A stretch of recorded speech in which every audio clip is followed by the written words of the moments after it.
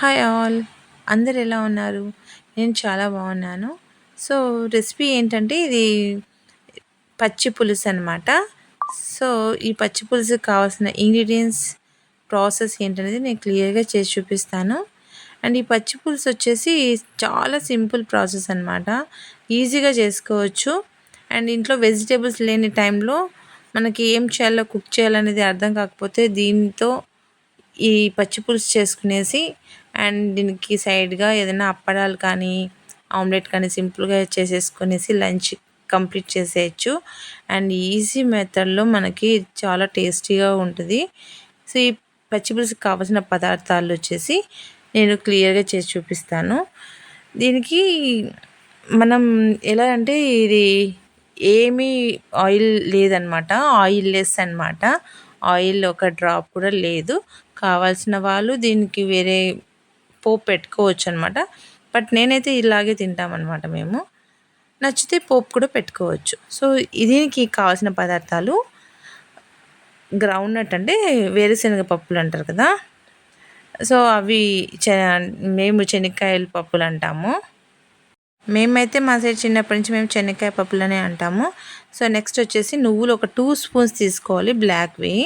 And కారంకి తగినంత ఎండుమిర్చి. So ఇవన్నీ ఫస్ట్ శనక్కాయ పప్పుల్ని ఫ్రై చేశాక నువ్వులు అండ్ ఎండుమిర్చి వేసి ఇలా ఫ్రై చేసుకోవాలి. నెక్స్ట్ వచ్చేసి పులుపుకి కావాల్సిన చింతపండు, పచ్చి పులుసు కదా, సో మనకి పులుపుకి ఎంత క్వాంటిటీ పులుపు కావాలో సో చింతపండు తీసుకోవాలి. అది క్లీన్ చేసి నానబెట్టుకోవాలన్నమాట. సో వేపుకున్నవి ఇవన్నీ మనం చల్లార్చుకొని పైన పొట్టునంతా కొంచెం అలా చేత్తో నలిపేసి పొట్టు తీసేసి క్లీన్ చేసి పెట్టుకోవాలన్నమాట.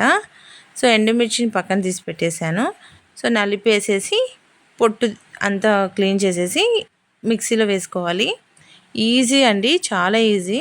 సో ఈ పప్పులు అండ్ నువ్వుల్ని ఫస్ట్ మిక్సీలో వేసాక ఎండుమిర్చి కూడా యాడ్ చేసేసుకొనేసి అందులో కొద్దిగా రాళ్ళ ఉప్పు అనమాట.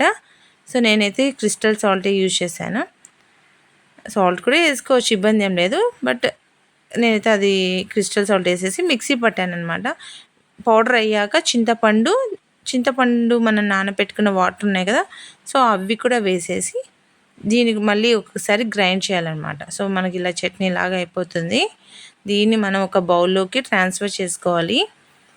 సో ఇది ట్రాన్స్ఫర్ చేసుకున్నాక మనకి ఒక పచ్చి పులుసు అంటే మరి చిక్కగా అంటే గట్టిగా ఉండదు అండ్ వాటర్ లిక్విడ్గా ఉండదు. మీడియం క్వాంటిటీ అంటే మీడియం ఒక లైట్ థిక్ కన్సిస్టెన్సీ వరకు చూసుకొనేసి మనం పచ్చి పులుసుకి ఎలా కావాలో అలా చూసుకుంటే సరిపోతుంది అనమాట. సో సాల్ట్ ఎలా ఉంది అనేది మనకు కావాల్సిన టేస్ట్ తగినట్టు చూసుకొని సాల్ట్ తక్కువ ఉంటే కొద్దిగా యాడ్ చేసుకోవచ్చు. అండ్ నెక్స్ట్ వచ్చేసి దీనికి ఆనియన్స్ కావాలి. సో ఆనియన్స్ నేనైతే సపరేట్గా కట్ చేసి పెట్టానమాట. సో ఈ వాటర్ అంతా మనం చూసుకొని చెక్ చేసుకునేసి సాల్ట్ అన్నీ అడ్జస్ట్ అయ్యాక చూసుకునేసి కట్ చేసుకున్న ఆనియన్స్ని ఈ పచ్చి పులుసులో వేయాలన్నమాట. సో ఇలా కట్ చేసుకున్నాను.